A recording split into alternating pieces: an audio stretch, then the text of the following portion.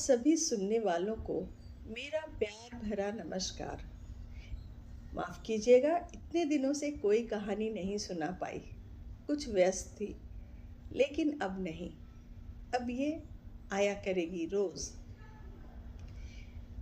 आज की कहानी मैं उन दिनों से शुरू करती हूँ जब हम हर गर्मी की छुट्टी में अपनी नानी के घर जाया करते थे।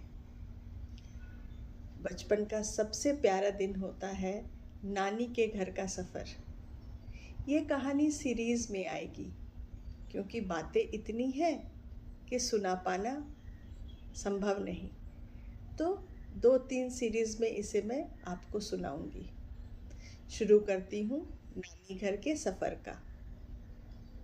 नानी के घर का सफ़र हमें गंगा नदी पार करके जाना पड़ता था, स्टीमर में। इतना मज़ा आता था, इतना मज़ा आता था, मन करता था बस स्टीमर चलती रहे और हम पानी के लहर के ऊपर दौड़ते रहें। माँ रात में पूड़ी, भुजिया, आम का अचार सारा कुछ पैक करके रखती थी। हम जब पार कर जाते गंगा, उसके बाद हमें बस से थोड़ी दूर जाना पड़ता और फिर आता था कटिहार स्टेशन। कटिहार स्टेशन पर पहुंचकर हमें लगभग 6-7 घंटे वहां गुजारनी पड़ती थी। ट्रेन होती थी शाम में, जानकी एक्सप्रेस।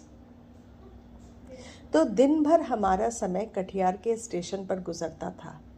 बड़ा सा वेटिंग रूम, वहाँ पर हम चादर बिछाते और सभी बैठ जाते। एक एक कर हम सब नहाने जाते वेटिंग रूम के बाथरूम में।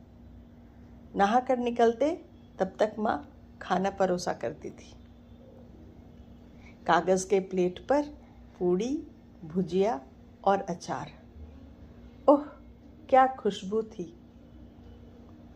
हम नाश्ता करते और माँ हमें बोलती, वेटिंग रूम के बाहर नहीं जाना है, चोट लग जाएगी, खो जाओगी, नई जगह है।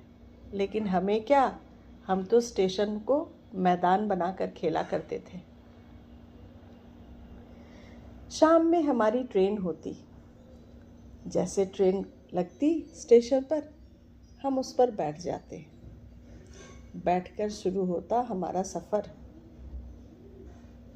बस सफ़र शुरू ही होता 1-2 घंटे के बाद सूरज डूब जाता था।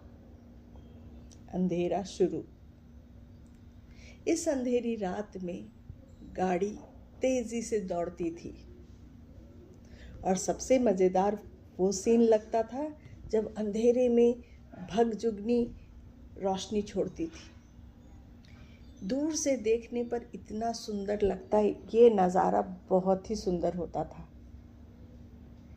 वो भूलने वाला नज़ारा नहीं है। गाड़ी दौड़ रही है और भगजुगनी चमक रही है। करते करते गाड़ी पहुंचती थी स्टेशन। हमारे नाना ब्लॉक में डॉक्टर थे, तो उन्हें स्टेशन तक आने के लिए ब्लॉक से रिक्शा लेना पड़ता या फिर ऑटो लेना पड़ता। 10-10:30 बजे के करीब हमारी गाड़ी स्टेशन पर पहुंचती और नाना हाथ में टॉर्च लिए हमें आवाज़ लगाते रहते। मेरे बड़े भाई का नाम चंदन था, तो वो पुकारते, चांदू चांदू, और हम नाना की आवाज़ सुनकर झट से उनको खोजने की कोशिश करते और वहाँ से हम पहुँचते नानी के घर। हमारी नानी बड़ी प्यारी थी।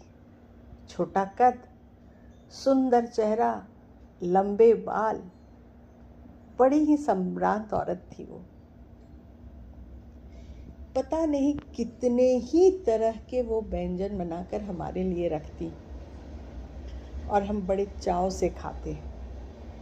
और फिर शुरू होता बातों का सिलसिला, ख़त्म ही नहीं होता।